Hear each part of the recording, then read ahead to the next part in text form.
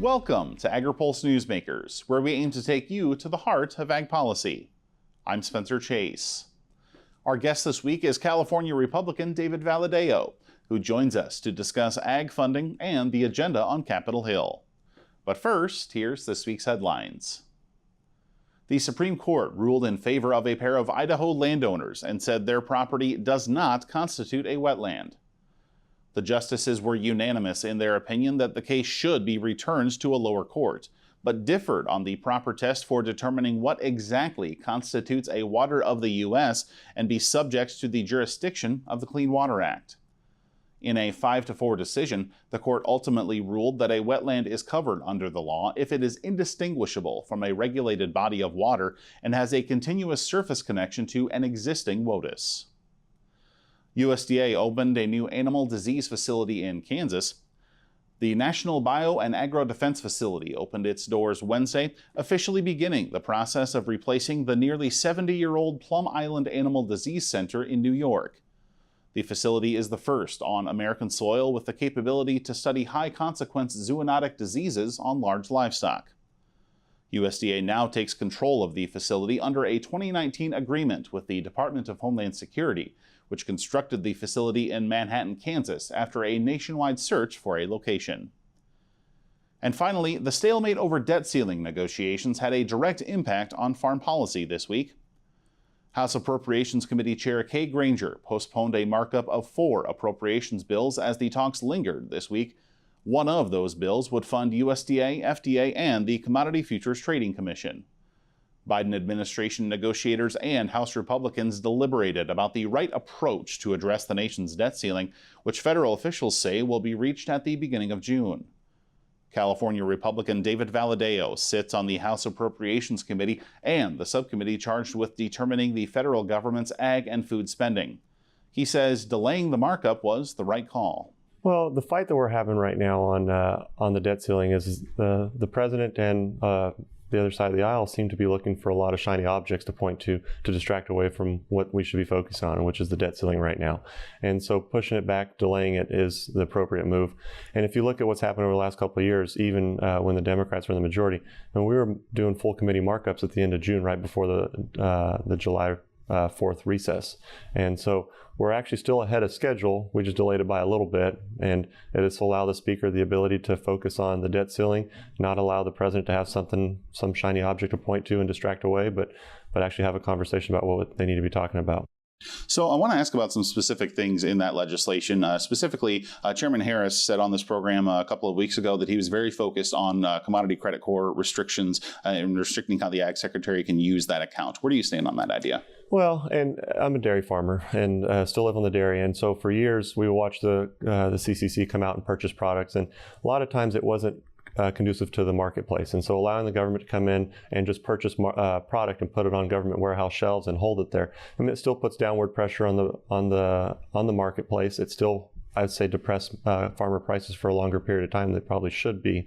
And so allowing the CCC just to play into the marketplace, a little bit dangerous. I think we should have a real actual market, and I think farmers would be a lot more successful if we allow the marketplace to do what it does. So I think there's going to be some restrictions there. I know that they play a role in making sure that some of our products will get it to food banks and others, and so we can allow that to happen and do it in a way that doesn't distort our market in a negative way. Democrats on the committee see this idea and say, well, we were okay with this when MFP was going on during the Trump administration and CFAP and what have you, and now we're restricting it under a Democratic administration because they're doing things that the Republican majority doesn't agree with. Your thoughts on that line of thinking? Well, when that was going on during the COVID situation, I had reached out, and I wasn't in office at that time, but I reached out to the USDA, some friends in there, and I'd mentioned, like, if you're going to buy a product, don't just put it on government warehouses. Buy the product and get it out to food banks, get it out so it's actually being consumed. Because as long as the product is in existence, it's going to put downward pressure on the farmer price. And we want to make sure farmers are as successful as possible. And so if they do get involved, we want them to do it in a way that allows the product to be consumed and used and off the market, off the shelves. The government warehouses where a lot of dairy products and other products end up in, those are publicly reported very often, and so they're there, they're in existence, they're able to come in and put a pressure on the market, and they'll continue to put pressure on the market. And so we have to make sure that we have a true and honest marketplace. Another idea in this legislation is an increase of the able-bodied adults without dependents age up to 55 from the current 49. We see that in other areas as well, the debt ceiling negotiations. There's a farm bill, marker bill that's been introduced on the subject. Why the push and why the priority within the Republican conference on this idea? Well, I think it's important to get people back to work. And we're talking about folks who have no children and are not disabled. They have the ability to work. And there's no reason why they shouldn't be a part of the workforce. There's no reason why they shouldn't be productive members of society. And so to give that extra pressure to put people back into the workplace, I mean, you look at any industry out there, if it's agriculture to hospitality to even construction, all the other industries, we're all struggling to find folks. And there's a lot of talk about H-2A and H-2B and all the different type of guest worker programs, which I'm very supportive of. But we also have to make sure the Americans are playing a vital role and showing up to work and being a part of our economy and not being just holding back and taking taxpayer dollars to sit at home. So I think it's important. And again, the most important part is these are people who have no children and are not disabled. So we got to clarify that so people understand that there's really no excuse for these people not to go to work. We'll be right back to talk water issues with Congressman Valadao right after this. Regenerative poultry production is a process by which nature can actually recapture and restore the energy that is being taken out of a space. Farm Credit helped Rahi build his dream of regenerative poultry farming and encouraging fellow immigrants to find community in agriculture. Nothing beats a farm. I'm just pursuing happiness. Learn more at farmcredit.com/beginning.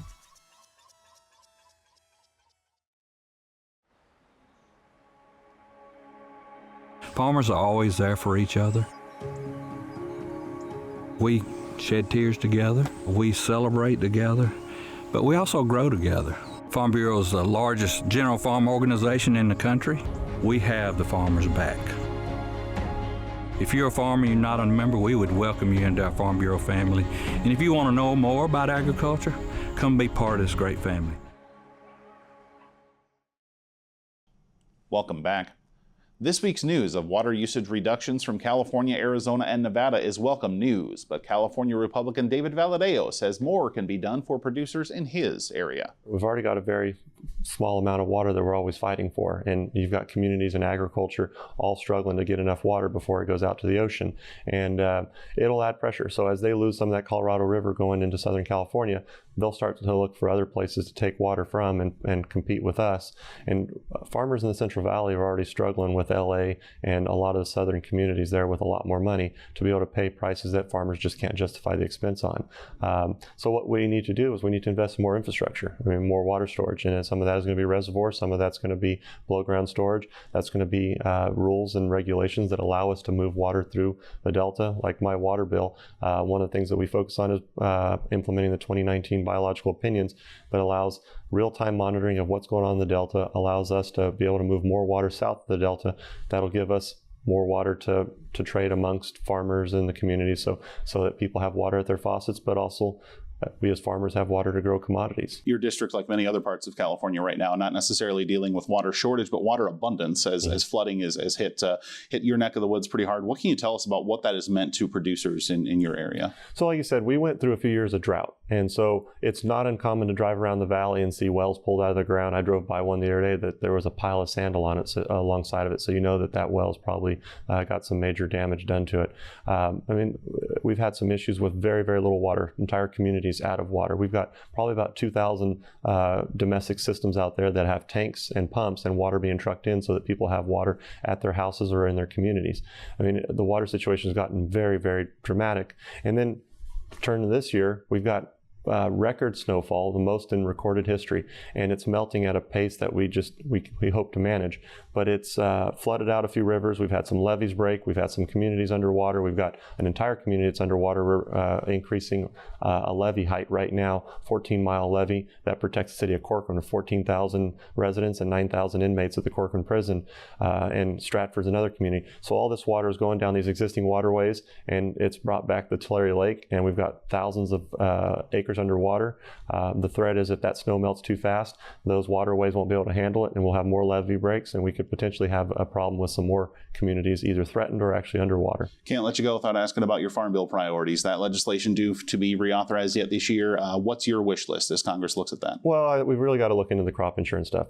My area of California has a lot of specialty crops, so we want to make sure that a specialty crop has access to good crop insurance programs. The ones that have already been implemented work very well. I want to look at the dairy side of things a little bit more. We've got some priorities for that. I'd like to see something if GT will adapt or adopt. We'd like to look at some sort of H-2A program. The guest worker program is a big deal for us. Community rural projects, making sure that we're investing in conservation projects. All those types of things are important. I mean, obviously, we've got a lot of water this year, but those dry years that we know will come in the valley, making sure that we have the ability to irrigate our crops in an efficient way and be able to use whatever water resources we have efficiently. I mean, all those things are a big priority for me, so we're going to continue to work hard on it. Congressman, thanks for joining us. Anytime. Thanks for having me. We'll be right back to hear from this week's panel, but first, our Hannah Pagel takes a look at a key part of the Farm Bill for many producers in this week's Farm Bill Focus. Title 10 of the Farm Bill focuses on horticulture. The horticulture title was added to the Farm Bill in 2008 and focuses primarily on what we call specialty crops. Think fruits, vegetables, and tree nuts, as well as organic agriculture. One of the biggest changes in the entire 2018 Farm Bill was in the horticulture title, which included provisions to regulate production of industrial hemp under federal law. Elsewhere in Title 10, the Specialty Crop Block Grant Program supports specialty crops through grants totaling up to $85 million per year. States can receive a base grant plus an additional grant determined by the acreage and value of specialty crops in that state. The 2018 Farm Bill also changed USDA's organic certification process to fund technology upgrades and limit fraud in the program. Another key aspect of the title is support for farmers markets and local food promotion through efforts like the Local Agriculture Market Program. The 2018 Farm Bill also created an Office of Urban Agriculture and Innovative Production at USDA. The title receives less than 1% of Farm Bill spending, but many specialty crops are also eligible for more support in some of the other titles. For Agri-Pulse, I'm Hannah Pagel. Who's the #1 protein source in chicken feed? You are. Who just increased sales to Egypt by 700%? You did. Who made a huge deal with Goodyear? You again. Take a victory lap.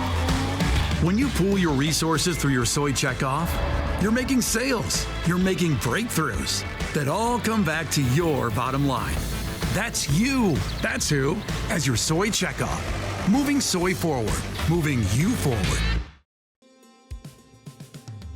It's not as simple just to wake up one day and go, I want to be a conservation farmer. You're changing how your farming practice is done. You're changing your operation. Farm Credit supported John and Kelly Watley as they shifted to more sustainable farming, improving the environment where they farm and live.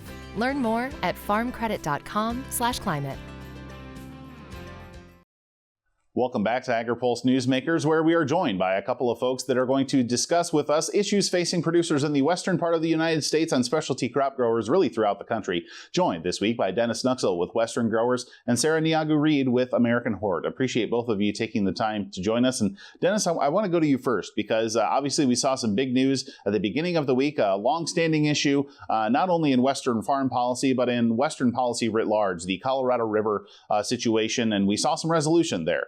With California and some other states coming to the table with reduction ideas. What do you think this ultimately means for the grand scheme of Colorado River debates, and what is this going to mean for producers in the region?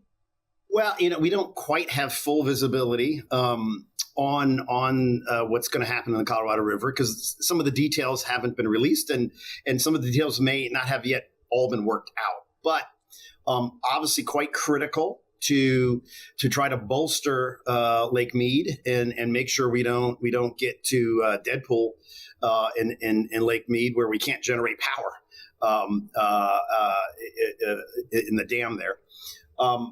But this is going to, I suspect, be a reoccurring issue. I think even when you look at the press releases and the press conferences that have occurred in the last couple of days since that announcement, I think everybody concedes that, in 2 or 3 or 4 years, we're going to have to come back and do another round of this. And this is not the permanent solution. This is a good interim step. And we're probably going to have to come back at this in 2 or 3 years as well. So looking at this from a water rights standpoint, what does it mean in your mind that states came to the table and brought suggestions as opposed to a federal government idea ultimately being what happened here? Well, I think that's what all of us want. I think all of us want local control. All of us want state governments to engage with each other to come up with voluntary solutions. Rather than having the federal government impose a solution. So at least from my perspective, I think having a voluntary agreement is the right move, and I welcome it. Sara, I want to bring you into the fold here and start talking about labor issues, obviously so critical to producers throughout the country, and the specialty crop producers and horticulture producers in particular. We saw a new survey, new report from USDA this week saying that farmers across the country had given their workforce about a 5% raise over the course of the last year. Wondering, what has that higher cost meant for the horticulture industry and its consumers? That report was really reflecting the dynamics we're up against. H2A usage is on the rise, but by no means is anybody very overjoyous about having to partake in the program. In fact, I hear more about kicking and screaming because of the scarcity issue and what it's resulted in them having to lean on this foreign guest worker program. But when it comes to the first conversation I have with our growers about the highest input costs, it's always labor. We'll be right back with more from our panel right after this. Did you know Agri-Pulse has all your favorite podcasts, including Open Mic, Newsmakers, and Drive Time? Take us wherever you go. Subscribe at agripulse.com or on Spotify, Google Play, or Apple Podcasts.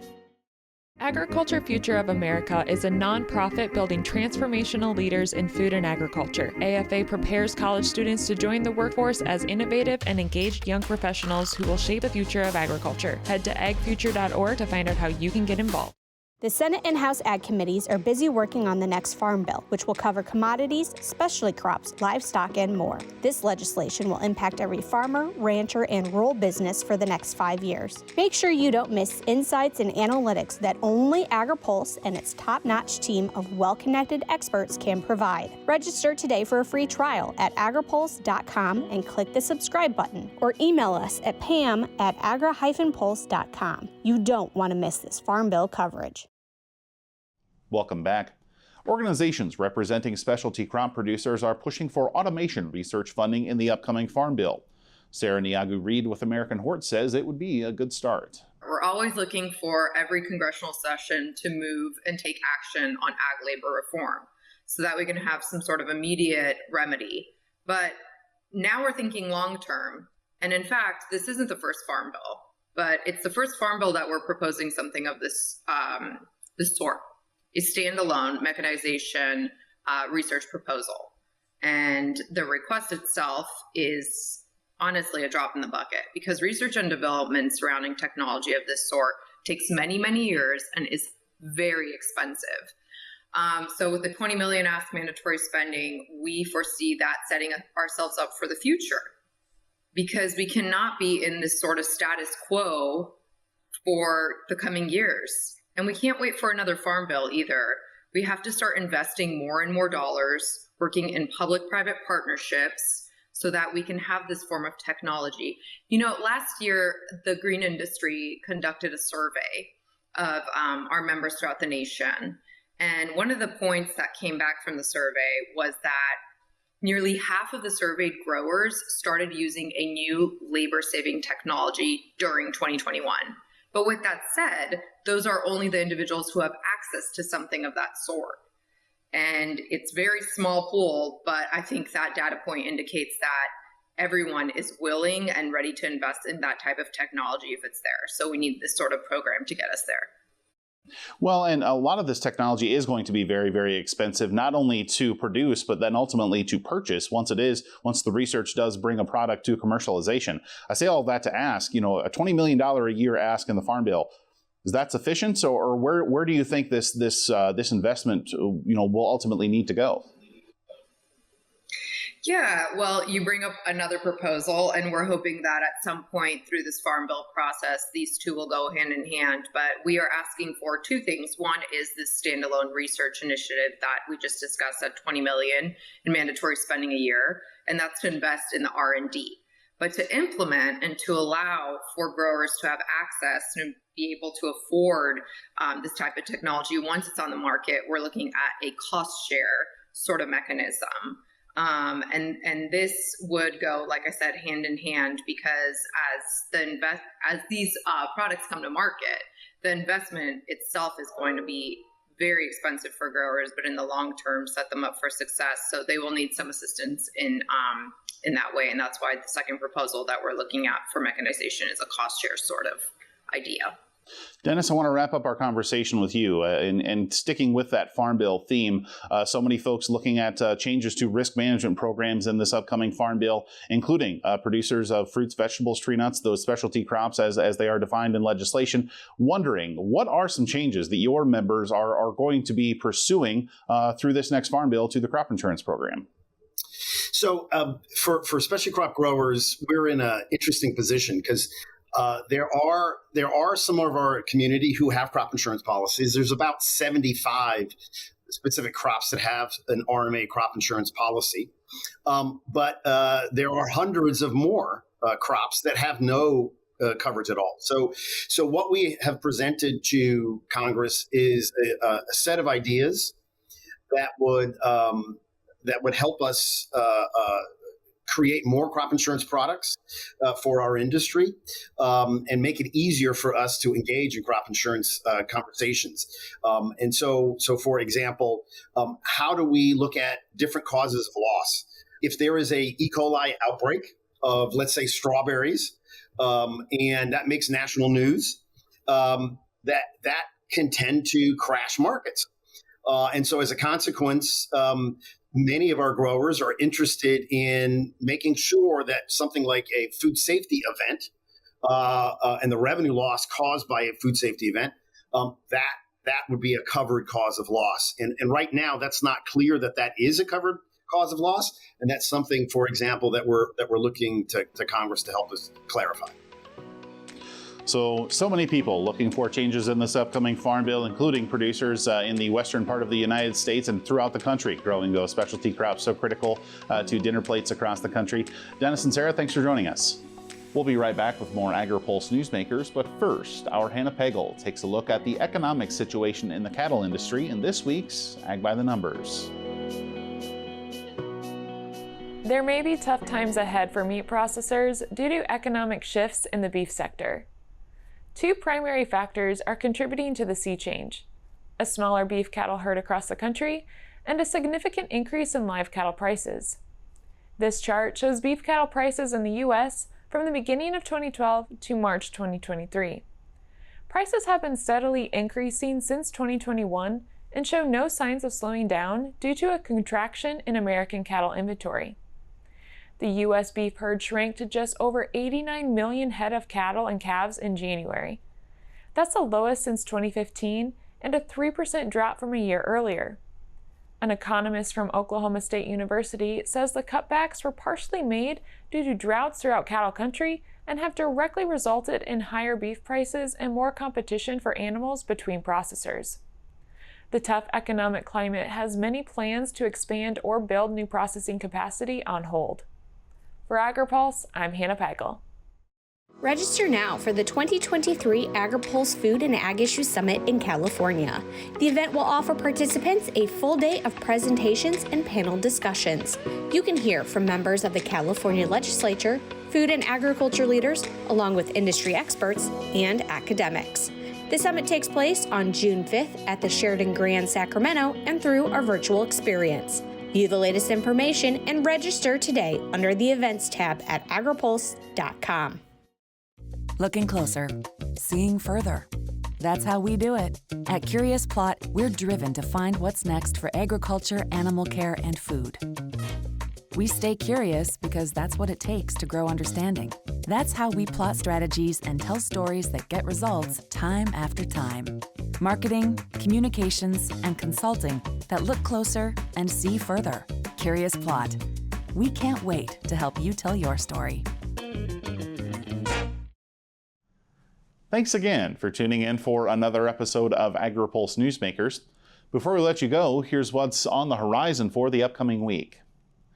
The Senate is scheduled to be in session on Tuesday following Monday's Memorial Day holiday to honor fallen service members. And time is running out to sign up for the June 5th Agri-Pulse Food and Ag Issues Summit in Sacramento. You can still register under the Events tab at agripulse.com. We'll have the latest farm policy news throughout the week online at agripulse.com. For Agri-Pulse Newsmakers, I'm Spencer Chase. Have a good one. Newsmakers is a production of Agri-Pulse Communications. For more ag policy news, visit agripulse.com. You can also find our new content on YouTube and wherever you get your podcasts. Don't forget to follow Agri-Pulse and our correspondents on social media to get breaking news and more.